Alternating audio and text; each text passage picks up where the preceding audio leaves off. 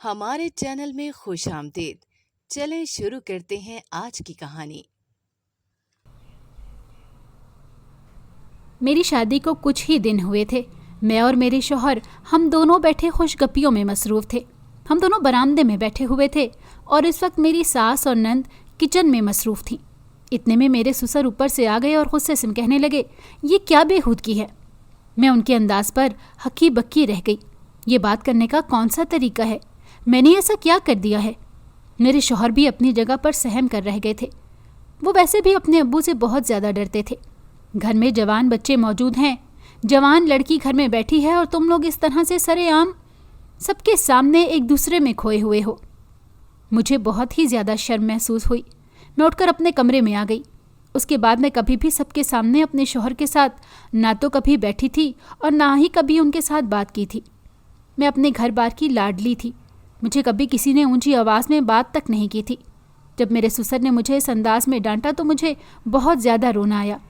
میرے شوہر مجھے بہلانے لگے کہ میرے ابو ایسے ہی ہیں، لیکن دل کے صاف ہیں، بس انہیں اس طرح کا ماحول پسند نہیں ہے، تم ان کی باتوں کو دل پر مت لو۔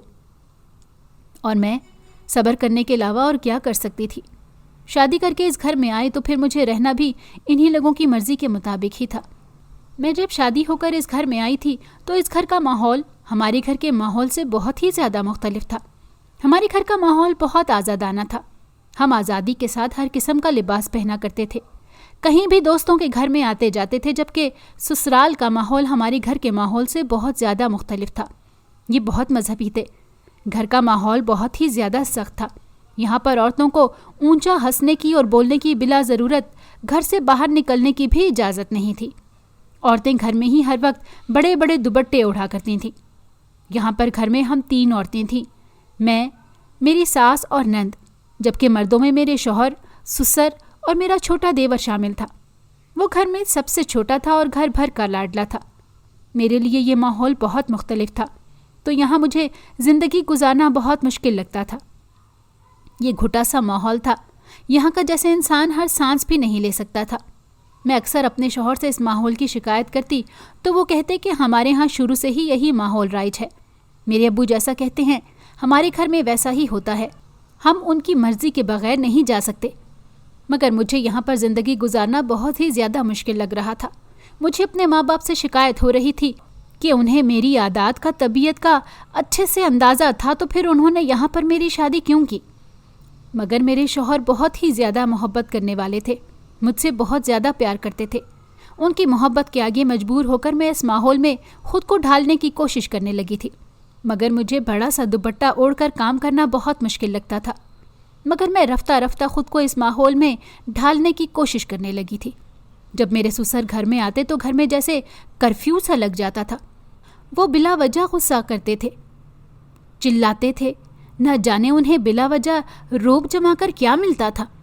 ان کے اس رویے کی وجہ سے ان کے بچے ہر وقت سہمے سہمے سے رہنے لگے تھے۔ میرا دیور اور نند ہر وقت ڈرے ڈرے سے دکھائی دیتے تھے۔ میری نند کو میٹرک سے آگے سسر نے پڑھنے نہیں دیا تھا اور اسے گھر بٹھا لیا تھا۔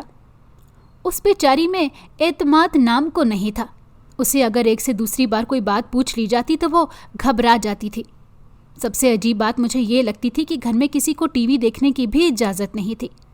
میرا چھوٹا دیور کا حال بھی اپنی بہن سے مختلف نہیں تھا، مگر میرے سسر کا اس کے ساتھ رویہ باقی سب کی نسبت بہت اچھا تھا، کیونکہ وہ تہجد گزار تھا، نماز کی پابندی کرتا تھا۔ میرے سسر اپنے اس بیٹے کو بہت ہی زیادہ پسند کرتے تھے۔ گھر کا ماحول بہت ہی زیادہ مذہبی تھا، سب کو وقت پر نماز پڑھنے کی سختی سے تاکید کی جاتی تھی۔ میں شادی سے پہلے نماز کی عادی نہیں تھی، مجھے یہیں پر آ کر اس کی عادت ہوئی تھی۔ گھر میں عورتوں کو موبائل رکھنے کی بھی اجازت نہیں تھی۔ مجھے جب بھی اپنے گھر والوں سے بات کرنی ہوتی تو میں شام تک شوہر کے آنے کا انتظار کرتی تھی اور ان کے موبائل سے پھر امی کے ساتھ بات کیا کرتی تھی۔ شادی کو اب کافی عرصہ گزر چکا تھا، مگر میں ابھی تک اولاد کی نعمت سے محروم تھی اور میں بہت زیادہ پریشان تھی۔ سوچتی رہتی تھی کہ کیا کروں۔ میں نے کوئی ڈاکٹر، کوئی حکیم نہیں چھوڑا تھا جس سے میں نے دوائی نہیں لی، مگر ابھی تک میں خود اولاد کی نعمت سے محروم ہی رہی۔ اس دوران بہت کچھ بدل گیا تھا۔ میری نند کی شادی ہو چکی تھی، دیور بھی اب میٹرک کلاس میں آ چکا تھا، وہ 10ویں کلاس میں پڑھتا تھا۔ وہ بہت ہی زیادہ نمازی اور تہجد گزار تھا اور پوری رات وہ عبادت میں گزار دیتا تھا۔ پوری رات اس کے کمرے کی لائٹ آن رہتی تھی۔ سب لوگوں کا کہنا تھا کہ وہ رات کو عبادت میں گزار دیتا ہے، اسی لیے اس کے کمرے کی لائٹ آن رہتی ہے۔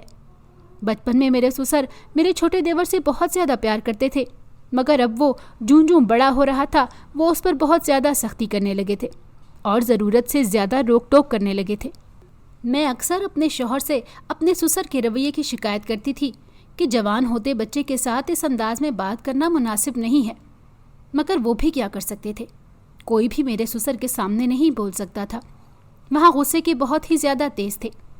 میں سمجھنے سے قاصر تھی وہ گھر والوں پر بھی سختی کیوں کرتے ہیں۔ میں امی کے گھر رہنے کے لیے آئی ہوئی تھی۔ میری چھوٹی بہن نے شادی کرنے کا پروگرام بنایا۔ جب میں اس کے ساتھ شاپنگ کرنے کے لیے گئی تو اس دن میرے ساتھ 2 بہت ہی عجیب و غریب واقعات ہوئے، جنہوں نے اور بہت کچھ سوچنے پر اور چونکنے پر مجبور کر دیا تھا۔ میں شادی کے بعد برقع کرنے لگی تھی اور جب میں بازار گئی تو میں نے اپنے سسر کو ایک لڑکی کے ساتھ دیکھا۔ ان دونوں کی بے تکلفی دیکھ کر ایسے لگ رہا تھا جیسے برسوں سے ایک دوسرے کو جانتے ہوں۔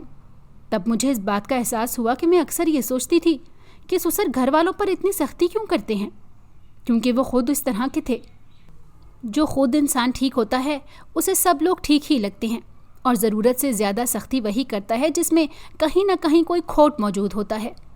میں ایک دم سے کسی کے بارے میں رائے قائم کرنے کی عادی نہیں تھی، مگر اس لڑکی کا حلیہ اور اس کی وضاحت بتا رہی تھی کہ وہ لڑکی کس کماش کی ہے۔ اس کے بعد میں نے پھر اپنے دیور کو کچھ غلط قسم کے لڑکوں کے ساتھ دیکھا۔ وہ لڑکے دکھنے میں بہت ہی عجیب و غریب قسم کے لگ رہے تھے۔ ان کے حلیے بتا رہے تھے کہ وہ اپنے ماں باپ کی بگڑی ہوئی اولادیں ہیں، اور صحبت انسان پر بہت زیادہ اثر انداز ہوتی ہے۔ وہ سب یونیفارم میں تھے۔ یقیناً میرا دیور گھر سے اسکول جانے کے لیے نکلا تھا اور اسکول جانے کی بجائے یہاں پر آوارہ گردی کر رہا تھا۔ میں نے سوچا کہ میں اپنے شوہر کو یہ بات ضرور بتاؤں گی، مگر جب میں نے اپنے شوہر کو یہ بات بتائی تو وہ مجھے حیران نگاہوں سے دیکھنے لگے اور کہنے لگے، تمہیں غلط فہمی ہوئی ہے، میرا بھائی تو بہت ہی زیادہ نیک اور تہجد گزار ہے، وہ اس قسم کا لڑکا نہیں ہے۔ میں نے بھی خاموشی اختیار کر لی۔ آخر کو سسرالی معاملہ تھا، میں یہاں پر کسی کے بارے میں کوئی بات نہیں کر سکتی تھی۔ اگر کوئی بات کرتی تو الٹا میرے گلے پڑ جاتی، اسی لیے میں نے خاموشی اختیار کر لی۔ آدھی رات کے وقت میری آنکھ کھلی۔ پیاس کی شدت سے میرا گلا دکھ رہا تھا، جیسے حلق میں کانٹے اگ رہے ہیں۔ میں جب باہر آئی تو اپنے دیور کے کمرے کی لائٹ آن دیکھی۔ مجھے اپنے گھر والوں کی بات یاد آ گئی کہ وہ آدھی رات تک عبادت کرتا رہتا ہے۔ میں نے سوچا کہ میں اسے اپنی اولاد کے لیے دعا کرواتی ہوں، ہو سکتا ہے کہ اس کی دعا کے اثر سے اللہ پاک مجھے اولاد کی نعمت عطا کر دے۔ جب میں اس کے کمرے میں گئی تو ہکا بکا رہ گئی۔ اس کے ہاتھ میں ایک جدید موبائل تھا جس میں وہ قابل اعتراض چیزیں دیکھ رہا تھا۔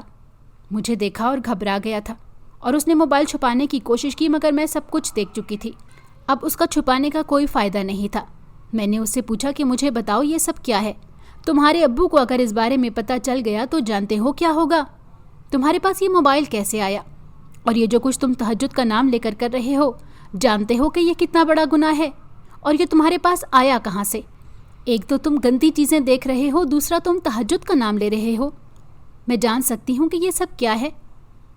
بھابھی، اب خدا کے لیے کسی کو کچھ بھی نہیں بتائیے گا۔ میں وعدہ کرتا ہوں کہ آئندہ ایسی چیزیں نہیں دیکھوں گا، اور یہ موبائل بھی میں اپنے دوست کو واپس کر دوں گا۔ میں پھر اس کو سمجھا کر اپنے کمرے میں آ گئی تھی۔ اس کے بعد اس نے ان تمام دوستوں کو بھی چھوڑ دیا اور ساری توجہ اپنی پڑھائی پر مرکوز کر دی۔ کچھ دن سے گھر کا ماحول بدلا بدلا سا محسوس ہو رہا تھا۔ سسر صاحب نے بھی غصہ کرنا کم کر دیا تھا۔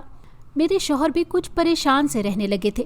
جب میں نے ان سے پریشانی کی وجہ پوچھی تو انہوں نے مجھے بتایا کہ انہوں نے اپنے والد صاحب کو ایک بدنام عورت کے ساتھ دیکھا تھا۔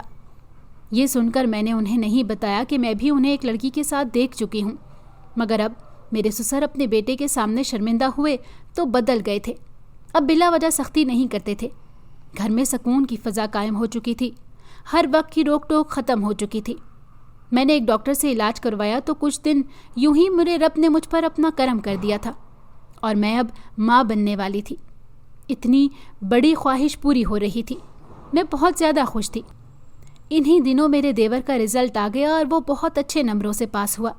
تب مجھے یقین ہو گیا کہ اس نے غلط کام چھوڑ دیے ہیں اور ان برے دوستوں سے کنارہ کشی اختیار کر لی ہے۔